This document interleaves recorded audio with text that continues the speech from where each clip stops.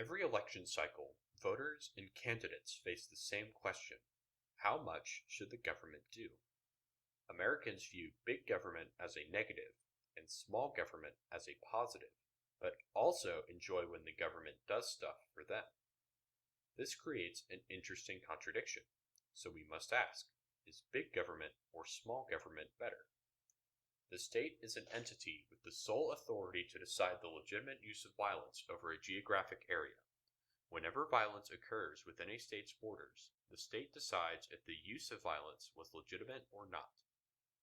The state may also use violence itself to achieve its goals. The government runs the state. The government creates laws deciding when, where, and under what circumstances a person may use violence. What might these circumstances look like?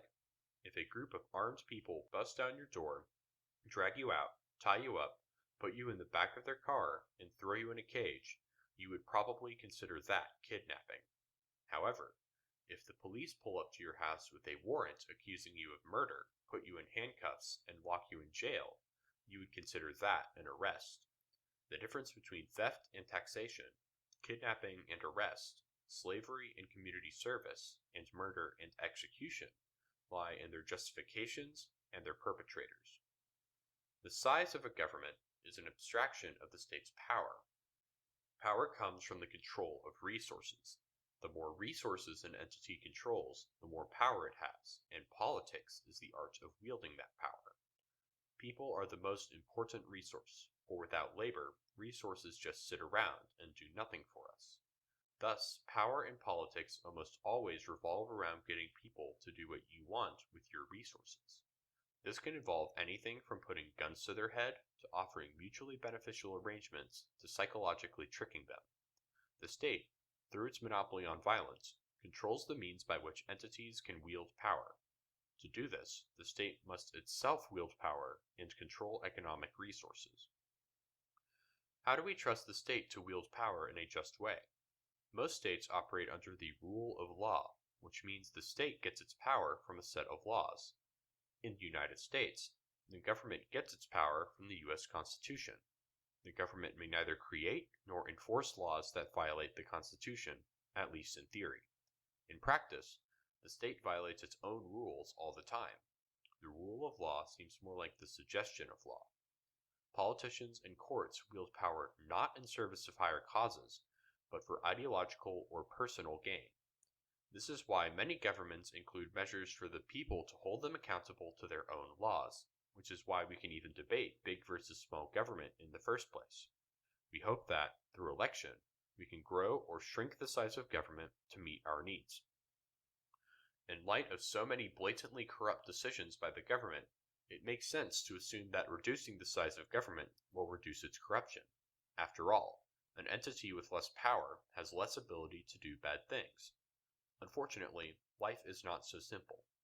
The government also does a lot of things people like. Regulations keep goods and services safe to use, even though enforcing them requires economic resources. Government programs like Medicare, Medicaid, and Social Security help tens of millions of Americans every day. Those take trillions of dollars of resources to maintain. Government research creates life-saving medicine, advanced computer hardware, and other vital components of the modern world. Simply shrinking the government to get rid of corruption also eliminates many helpful services from the government. Additionally, if you take power from one entity, the power still exists. Resources do not disappear when the state is not using them. Individuals, corporations, and even other countries can fill the power vacuum. Corporations and rich people often lobby the government to shrink the size because they receive a lion's share of the resources the government gives up. In fact, the biggest proponents of small government in the United States are bourgeois interests. They want fewer taxes, regulations, and government services so they can make more money, cut corners, and fill new markets. However, these same interests support the big government programs of corporate bailouts, mass surveillance, over-policing, mass incarceration, and endless war. So which is better? Our small aspects of government allow the interests of the owner class to exploit labor and dictate economic resources for profit, but also weaken the state's power to control us.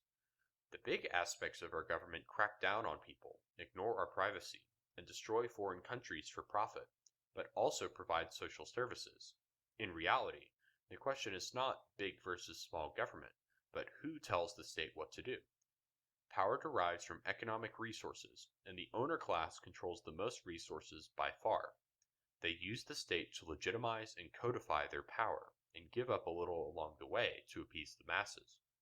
The U.S. government exists to enforce the violence of capitalism and to protect the special interests of the rich and powerful. Our government does not operate under rule of law or rule of democracy, but by the dictatorship of the bourgeoisie. Those with economic power accumulate more economic power, and those without must make do. Communism rejects this model of government. The state should not be a dictatorship of the bourgeoisie, but a dictatorship of the proletariat. By abolishing private property and collectivizing industry, communism and socialism expropriate the unjust power of the owner class and redistribute it to the working class. When workers own the means of production, when workers control a nation's resources, no individual can become more powerful to corrupt the government. People are a nation's greatest resource, and instead of letting a few entitled rich people control the working class, socialism places democracy at the forefront. No person should be more powerful than another because their parents were rich. No firm should manipulate the government because they exploited their workers harder. The sins of our government come not from its inherent size, but who calls the shots. Without eradicating bourgeois power, the state is merely a public relations tool for the ultra-wealthy. In a dictatorship of the proletariat, the state exists as a tool for the betterment of the working class. So, is bigger or smaller better? That is the wrong question. We must instead ask which side the state should take in class conflict. For the vast majority of people, the answer there is obvious.